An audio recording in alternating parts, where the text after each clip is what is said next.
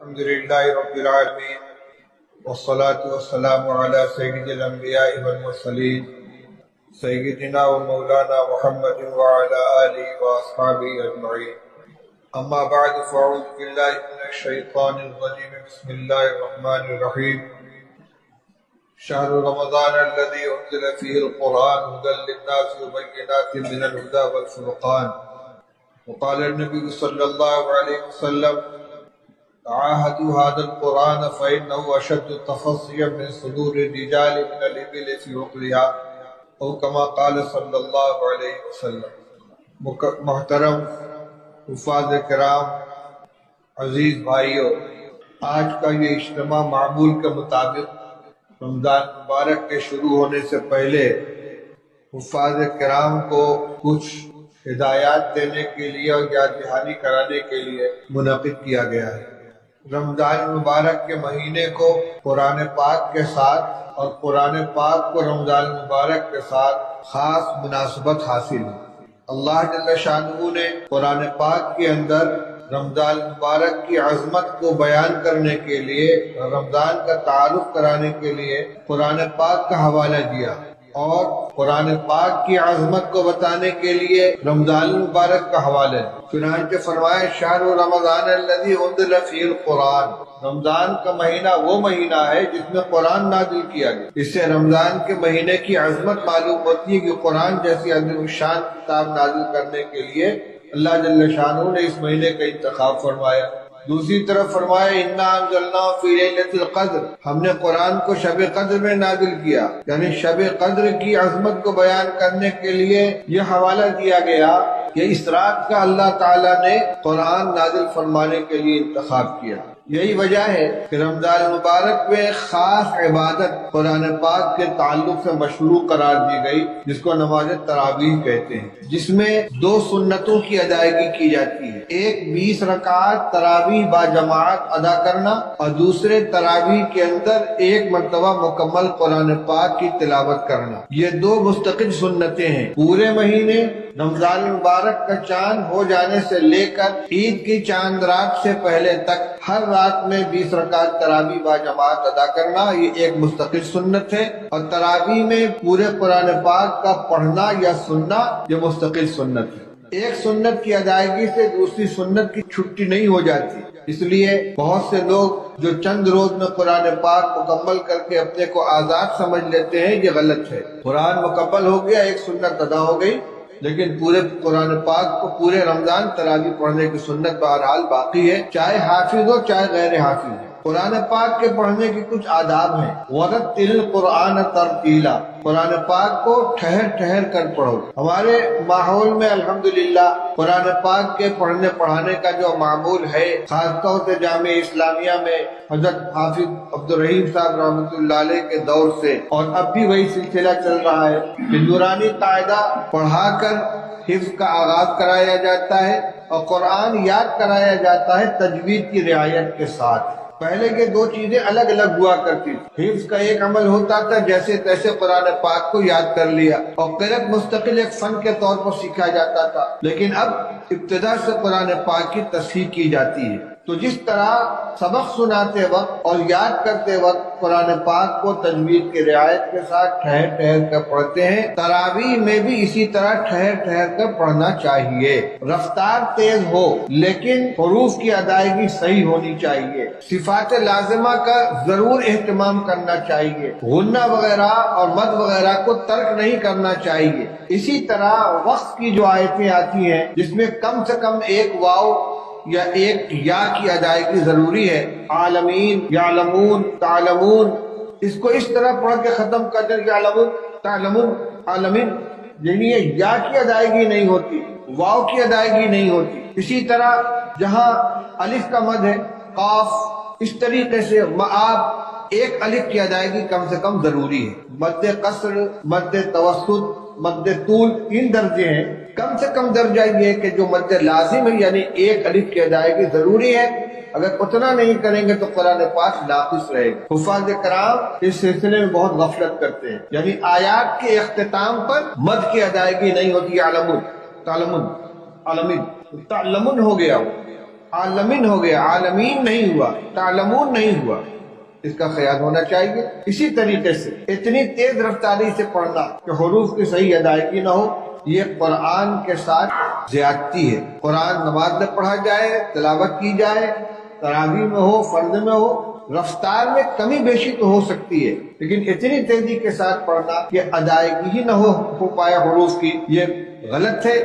اور ایسے ہی پڑھنے کے بارے میں کہا گیا ہے کہ کچھ لوگ ہیں جن کو قرآن جو پڑھتے ہیں قرآن اور قرآن پر لعنت بھیجتا ہے، اس لیے حفاظ کرام اس کا خیال رکھیں۔ دوسری چیز یہ کہ قرآن پاک کو صرف رمضان المبارک کا مشغلہ نہ بنائے، اس وقت تو خیر رمضان المبارک ہے، قرآن کا دور اور قرآن کی تلاوت پورے سال اس طریقے سے ہونا چاہیے کہ رمضان المبارک کے لیے کوئی الگ سے اہتمام نہ کرنا پڑے، یکساں قرآن یاد رہنا چاہیے پورے سال۔ اور جو ہمارے پرانے حفاظ کرام ہیں یا تھے ان کا یہی حال تھا۔ بہت سے قصے، بہت سے واقعات سنے ہیں کہ حفظ کرنے کے بعد مدت تک تراویح پڑھانے کا موقع نہیں ملا، لیکن اچانک کھڑا کر دیا گیا تو پارے کی پارا پڑھتے چلے گئے، کہیں کوئی تشابہ تک نہیں لگا۔ ہم نے دیکھا حضرت مولانا قاری صدیق صاحب باندھی رحمۃ اللہ علیہ بوڑھے ہو چکے تھے، کمزور تھے، بیمار رہتے تھے، دیوبند میں حضرت مفتی محمود صاحب نگر اللہ مرتضی کی خانقاہ میں آئے، اپنی تراویح ختم کر کے آئے تھے۔ ایک ساتھیوں نے طے کیا کہ آج حضرت سے تراویح پڑھوائی جائے گی، لیکن ان سے نہیں کہا گیا کہ آپ کو پڑھانی، انکار کر دیتے،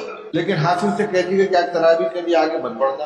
چنانچہ عشاء کی نماز ہو گئی، سنت پڑھ لی گئی اور تراویح پڑھانے کے لیے مصلی پہ کوئی نہیں گیا۔ مولانا بالکل پیچھے کھڑے تھے، وہ سنت پڑھ کر کھڑے ہوئے، کان تک ہاتھ اٹھا کے کھڑے ہوئے، اللہ اکبر کی آواز نہیں آ رہی ہے، تو کیا بات ہے بھائی؟ حضرت تراویح آج آپ پڑھائیں گے؟ ارے بھائی بہت تھکا ہوا ہوں۔ نہیں حضرت پڑھا دیجیے، جتنی بشاشت ہو۔ مصلی پر آگے پوچھے کہاں سے پڑھنا ہے؟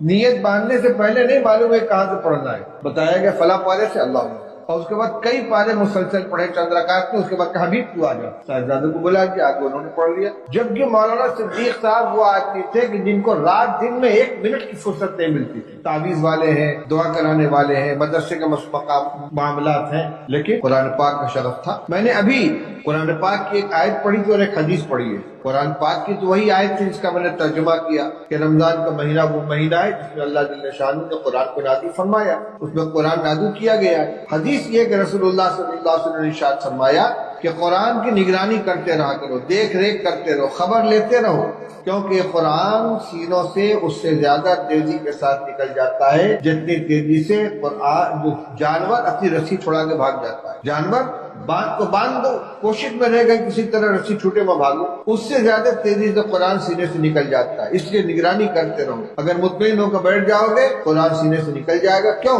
اس لیے قرآن اللہ کا کلام ہے اور اللہ تعالیٰ کی ذات مستغنی بھی ہے، غیور بھی ہے، بے نیاز بھی ہے اور بڑی غیرت والی ہے۔ محتاج بن کر قرآن کے ساتھ ہم جڑیں گے تو ہمارے سینے میں محفوظ رہے گا، اور ذرا سا بے نیازی برتیں گے تو اللہ کی غیرت اس کو برداشت نہیں کرے، چھین لی جائے گی یہ دولت۔ دوسری بات یہ تھی کہ حفاظ کرام کو امامت کرنی ہوتی ہے، امام کی کچھ صفات ہوتی ہیں، ان صفات کو بھی اپنے اندر پیدا کرنا ہے۔ ایسا نہیں ہے تراویح کے امام کی کچھ اور صفات ہو، پنجگانہ امام کے لیے کچھ اور صفات۔ امامت بہرحال نماز کا ایک بہت اہم منصب ہے۔ رسول اللہ صلی اللہ علیہ وسلم فرمایا الامام ضامن والمؤذن مؤتمن، امام تمام نمازیوں کی نماز کا ضامن ہوتا ہے، سب کی نماز اس کے نماز کے اندر رہتی ہے۔ امام کی نماز اگر فاسد ہوگی تو سب کی نماز فاسد ہوگی، امام کی نماز کمزور ہوگی تو سب کی نماز کمزور ہوگی، کیونکہ پوری جماعت کی نماز ایک نماز ہے۔ اس لیے حافظ کو قرآن پاک کے یاد کرنے کے ساتھ ساتھ پورے سال نماز پنجگانہ مسجد میں باجماعت اہتمام کے ساتھ ادا کرنا چاہیے۔ ایسے تمام کام سے اپنے آپ کو بچانا چاہیے کہ جو آدمی کی ثقافت، عدالت اور اس کی نیکی کے اوپر دھبا ڈالتے ہیں۔ آج کل موبائل کا زمانہ عام ہو گیا ہے، موبائل میں فلمیں رہتی ہیں، ویڈیو رہتے ہیں، پتہ نہیں کیا کیا غلاظتیں بھری ہوتی ہیں، اور ہر ایک کے ہاتھ میں بڑے سائز کا موبائل رکھا ہوا ہے، تو اگر بیٹھ کے اس کو دیکھ رہے ہیں، فلمیں دیکھ رہے ہیں، تو اگر کوئی کھلے ہوئے فلم دیکھ رہا ہو سنیما گھر میں یا ٹی وی کے اوپر، اس کو امام بنائیں گے آپ؟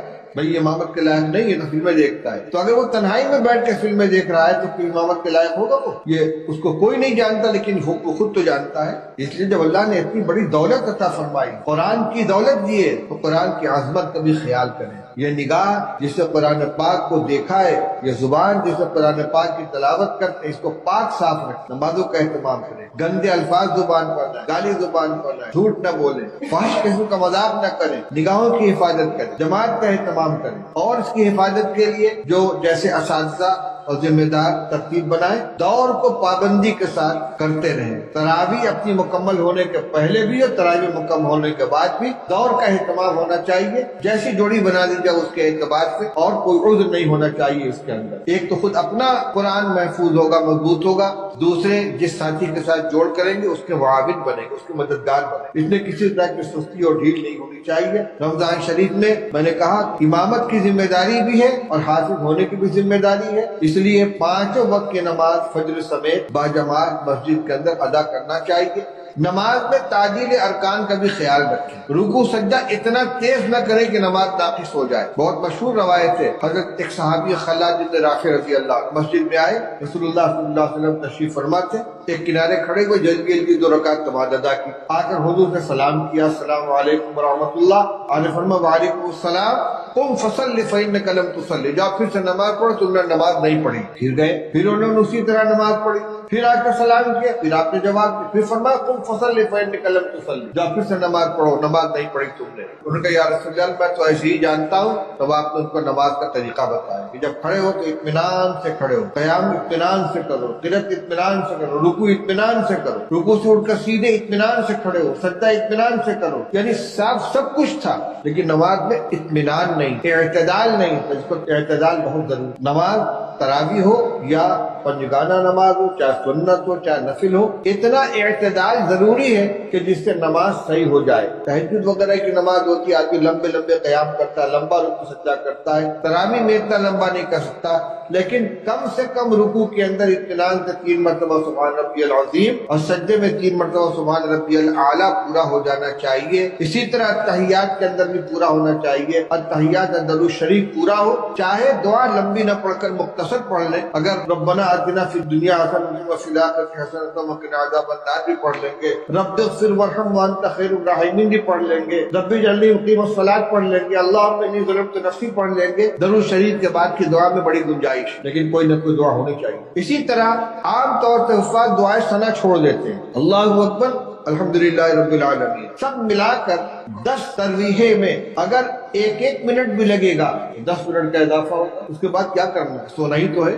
آرام ہی تو کرنا ہے۔ اللہ کے سامنے کھڑے نماز پڑھنے کے لیے تو نماز کی جو سنت ہے ان کو تو ادا کرے۔ دعائے ثنا کا پڑھنا سنت ہے کہ نہیں ہے؟ ایک سنت چھوڑیں گے تو نماز میں نقص آئے گی کہ نہیں آئے؟ میں یہ نہیں کہتا کہ بہت اطمینان سے پڑھیں کہ نمازیوں کے لیے بوجھ ہو جائے، لیکن جو لازمی تعجیل ارکان ہے وہ ہونا چاہیے۔ 3 مرتبہ سبحان ربی العظیم، رکوع میں ہو جائے 3 مرتبہ سبحان ربی الاعلیٰ، سجدے میں ہو جائے، رکوع سے اٹھے تو اتنا کھڑے ہو کہ بالکل سیدھے ہو جائے، پھر سجدے میں جائے، سجدے سے اٹھ کر اطمینان سے بیٹھے، پھر دوسرے سجدے میں جائے۔ یہ چند چیزیں ہیں جو میں نے آپ کے سامنے بیان کی۔